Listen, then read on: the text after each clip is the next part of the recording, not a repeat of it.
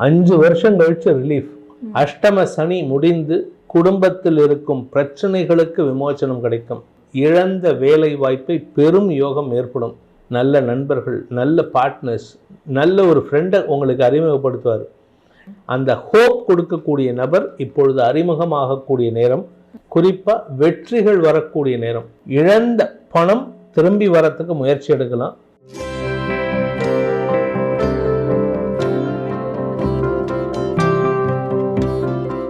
அடுத்த ராசியான கடக ராசிக்கு இந்த சனி பெயர்ச்சி எப்படி அமைப்போகுது? 5 வருஷம் கழிச்சு ரிலீஃப். அதாவது ஒருத்தர் சாப்பிட்றாங்க, சாப்பிட்டுட்டு இந்த இடத்துல போய் ஏதோ தொண்டையில் போயிட்டு மாட்டிக்குது. அது மூச்சு விட முடியல, மூச்சு உள்ளே இழுக்க முடியல, வெளியில் விட முடியல. அப்படி 5 வருஷமாக இருந்திருக்காங்க. இப்போ அது வெளியில் வந்துடுச்சு. எப்படி இருக்கும்? அப்பா, அந்த ரிலீஃப் இப்போ அவங்களுக்கு. அஷ்டம சனி முடிந்து குடும்பத்தில் இருக்கும் பிரச்சனைகளுக்கு விமோசனம் கிடைக்கும். பண கஷ்டங்கள் விலகும், அவமானங்கள் விலகும், நன்மைகள் ஏற்படும். இழந்த வேலை வாய்ப்பை பெரும் யோகம் ஏற்படும். 2 வருஷமா வேலை இல்லாமல் இருந்திருப்பாங்க, பிஸ்னஸ் இல்லாமல், பிஸ்னஸை நடத்திட்டு இருந்த பிஸ்னஸை க்ளோஸ் பண்ணியிருப்பாங்க. க்ளோஸ் பண்ணிட்டு என்ன பண்ணுறதுன்னு தெரியாமல் 2 வருஷமா மண்டை பிச்சுன்னு உக்காந்துட்டு அங்கே போவாங்க, இங்கே போவாங்க, இவங்ககிட்ட கேட்பாங்க. யாரும் சப்போர்ட் கிடைக்காது. ஏன்னா 2ஆம் இடத்தை பார்த்ததினால் கடந்த 2 வருஷமா யாருக்கிட்ட என்ன பேசினாலும் நீங்கள் சொல்கிறது ஒரு பாயிண்ட்டு, அவங்க புரிஞ்சுக்கிறது வேற பாயிண்ட்டாக இருந்தது. இப்பொழுது பாக்கிய சனி 9ஆம் இடத்திற்கு சனி வரார். 9ஆம் இடம் அப்படிங்கிறது எந்த கிரகம் வந்தாலும் நல்லது மட்டுமே பண்ணும். 11ஆம் இடத்துக்கு அடுத்தது. 11ஆம் இடத்திற்கு லாபஸ்தானம். ஸோ 11ஆம் இடம், அந்த 11ஆம் இடத்திற்கு 11ஆம் இடம், இந்த 9ஆம் இடம். இந்த இடத்துக்கு வர்றதுனால சனி பகவான் உங்களுக்கு நல்ல நண்பர்களை காட்டுவார்கள். நல்ல நண்பர்கள், நல்ல பார்ட்னர்ஸ், நல்ல ஒரு ஃப்ரெண்டை உங்களுக்கு அறிமுகப்படுத்துவார். உங்கள் பேரில் யாருமே நம்பிக்கை வச்சு எந்த விதமான ஹெல்ப்பும் பண்ணாமல் இருந்த நேரத்தில் இந்த நபர் வருவார். ஒரு நபர், நான் இருக்கேன்டா, உனக்கு என்ன வேணும், நான் சப்போர்ட் பண்ணுறேன். அந்த மாதிரி ஒரு, அதாவது நடுக்கடலில் யாருமே இல்லாத இடத்துல ஒரு கட்டை மட்டும் கிடைக்குதுன்னா அது எப்படி உயிருக்கு வாடா, கட்டை கிடைச்சிருச்சு, நம்ம எப்படியாவது தப்பிச்சிடலாம், ஒரு ஒரு ஒரு கான்ஃபிடன்ஸ், ஹோப் வரும். அந்த ஹோப் கொடுக்கக்கூடிய நபர் இப்பொழுது அறிமுகமாகக்கூடிய நேரம். அந்த நபரின் உதவியை கொண்டு உங்களுடைய வாழ்க்கையின் பாதையை மாற்றி அமைப்பதற்குண்டான யோகம் ஏற்படுகின்ற ஒரு நல்ல நேரத்துக்குள்ளார அடியெடுத்து வைக்கிறீங்க. கஷ்டங்கள் விலகி சந்தோஷம் அதிகரிக்கக்கூடிய, குறிப்பாக வெற்றிகள் வரக்கூடிய நேரம். ஏன்னா 9ஆம் இடத்திலிருந்து 3ஆம் இடத்தை பார்க்குறாரு, நேர் பார்வையாக பார்க்குறாரு. 9ஆம் இடம்லேருந்து 3ஆம் இடத்தை நேராக பார்க்குறாரு. ஸோ வெற்றியை நோக்கி பயணிக்கும் நேரம். ஸோ இத்தனை நாளாக வெற்றியே இல்லை, தோல்வி மட்டும்தான். நீங்கள் எதை தொட்டாலும் தோல்வி அடைஞ்சிட்டு இருந்தீங்க. இப்பொழுது அந்த தோல்வியிலேருந்து வெற்றியை நோக்கிய பயணம் துவங்கும் நேரம் இது. இதை சாதகமாக பயன்படுத்திக்கோங்க. இப்போ சோம்பல் தன்மை படாமல் இருக்க வேண்டும். வழக்குகளில் வெற்றி, குடும்பத்தில் ஒற்றுமைத்தன்மை. எத்தனையோ பேருக்கு இந்த கடகராசியில் இப்போ ஆக்சுவலாக இந்த கடகராசிக்கு ஒரு நல்ல விஷயம் என்னன்னா, அவ்வளோ ஈஸியாக கோவப்பட மாட்டாங்க, உணர்ச்சி வசப்பட மாட்டாங்க. ஏன்னா மனோகாரகன் சந்திரனுடைய வீடு.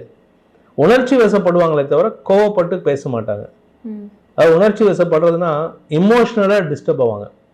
என்னப்பா உனக்காக நான் இவ்வளோ பண்ணுறேன், அந்த மாதிரி ரொம்ப உங்கள் பேரில் பாசம் வைக்கக்கூடிய நபர்கள். ஆனால் இவங்களை பொறுத்த வரைக்கும் கடந்த 2 வருஷமாக சுற்றி இருக்கிற அத்தனை பேரும் இவங்களுடைய எமோஷ்னல் வீக்னஸ்லேயே அடிச்சிருக்காங்க. இப்போ அந்த எமோஷ்னல் வீக்னஸ் ஸ்ட்ரென்த் ஆகும். இழந்த பணம் திரும்பி வரத்துக்கு முயற்சி எடுக்கலாம். வழக்குகளில் தோல்வி இருந்தது, இப்போ வழக்குகளில் வெற்றி அடையும். குடும்பஸ்தானத்துக்கு சனி பார்வை இருந்ததுனால இவங்களை பொறுத்த வரைக்கும் கணவன் மனைவி உறவில் இதுவரை இல்லாத அளவுக்கு மறுபடியும் ஒரு புரிதல் ஏற்படும். ஸோ ஒரு நல்ல டைம் ஆரம்பம். ஆனால் கொஞ்சம் கஷ்டப்பட வேண்டியது இருக்கும். ஏன்னா என்றைக்குமே ஒரு பிஸ்னஸ் ஆரம்பிக்கிறோன்னு அப்படின்னா நம்ம ஓனர் உழைச்சா தான் உண்டு. ஓனர் உட்காந்துட்டு நான் பாட்டுக்கு உட்காந்துருப்பேன், அடுத்தவங்க வேலை பண்ணோம் அப்படின்னா அது ஜெயிக்காது. If you are leader, you should lead by example. So இப்போ கடகராசிக்கு they should lead by example. அவங்க முன்னே நிற்கணும். இதுதான் கடகராசிக்குண்டான தற்போதைய நிலவரம்.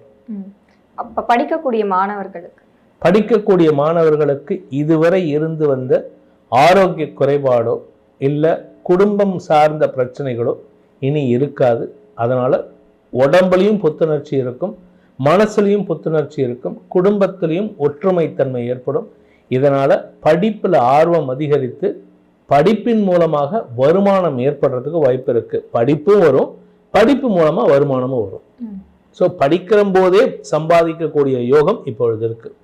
ஸோ தகுந்த படிப்பை தேர்ந்தெடுத்தால் வெற்றி மாலை சூடும் யோகம் ஏற்படுகின்ற காலகட்டம். கடகராசிக்கான பரிகாரம். கடகராசியை பொறுத்த வரைக்கும் பாக்கிய சனி, ஆஞ்சநேயர் வழிபாடு செய்வது சிறப்பு. சார் என்ன சார் கஷ்டமாக இருந்தாலும் ஆஞ்சநேயர் வழிபாடு? ஆமாம், எந்த கஷ்டத்தையும் போக்கக்கூடிய பவர் ஆஞ்சநேயருக்கு உண்டு. இது நான் சொல்றது வெற்றிலை மாலை சாற்ற வேண்டும் ஆஞ்சநேயருக்கு. ஒரு வெத்தலையை இப்படி ஓப்பனாகவே வைக்கணும், அதில் ஒரு பாக்கு வச்சு அதில் ஊசி போட்டு தைச்சிட்டு அது மாதிரி வெத்தலை மாலை கட்டணும். அதை கொண்டு போயிட்டு ஆஞ்சநேயருக்கு சாத்தணும். ஏன்னா வெற்றிலைங்கிறது அவ்வளோ ஒரு விசேஷமான ஒரு ஹேர்ப். அது ஹேர்பாக இருந்தால் ஹேர்ப், அது மருந்தாக இருந்தால் மருந்து, அது லக்கி ஸ்டோனாக இருந்தால் lucky stone. You can use it as you want. அந்த வெற்றிலை மாலையை ஆஞ்சநேயருக்கு சாற்றி வழிபட ஒவ்வொரு சனிக்கிழமையும் சாற்றி வழிபடணும். உங்களுடைய கஷ்டங்கள் உங்களை விட்டு அகலுவது மட்டுமல்லாமல், எப்படி ராமருக்கு ராமாயணத்தில் ராமருடைய ஆசை என்ன? என்னுடைய மனைவியை கண்டுபிடிக்க வேண்டும் அப்படிங்கிறது தான். அந்த கண்டுபிடிக்கும் முயற்சியில் முதன்மையாக நின்று செயல்பட்டது ஆஞ்சநேயர் தான். உங்களுக்கு அந்த ஆஞ்சநேயர் உங்கள் வாழ்க்கையை கண்டுபிடிக்கிறதுக்கு முதன்மையாக இருந்து செயல்படுவார். அதுக்கு அவருக்கு நன்றி செலுத்தும் விஷயம்தான் இந்த வெற்றிலை மாலை சாற்றுவது. வெற்றிலை மாலை மற்றும் வெண்ணெய் காப்பு. ஆஞ்சநேயருக்கு வெண்ணெய் பிடிக்கும், அதனால் வெண்ணெய் ஒரு வாரம் ஒரு 100 கிராம் வெண்ணெய் வாங்கிட்டு போயிட்டு அந்த ஆஞ்சநேயருடைய பாதத்தில் சாத்திட்டு வெற்றிலை மாலை சாத்திட்டு உங்கள் வேலையில் ஒழுங்காக இருக்கணும்.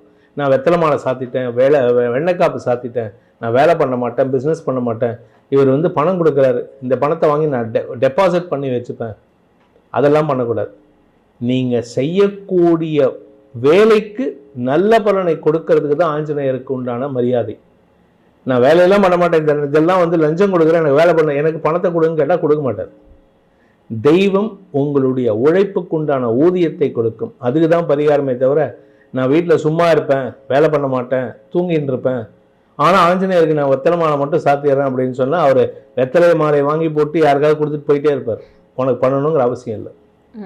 ஸோ வெற்றிலை மாலை சாற்றுவதும் வெண்ணெய் காப்பு சாற்றுவதும் ஆஞ்சநேயருக்கு உங்களுடைய வளர்ச்சிக்கும் உங்களுடைய யோகத்திற்கும் வழிவகுக்கும்.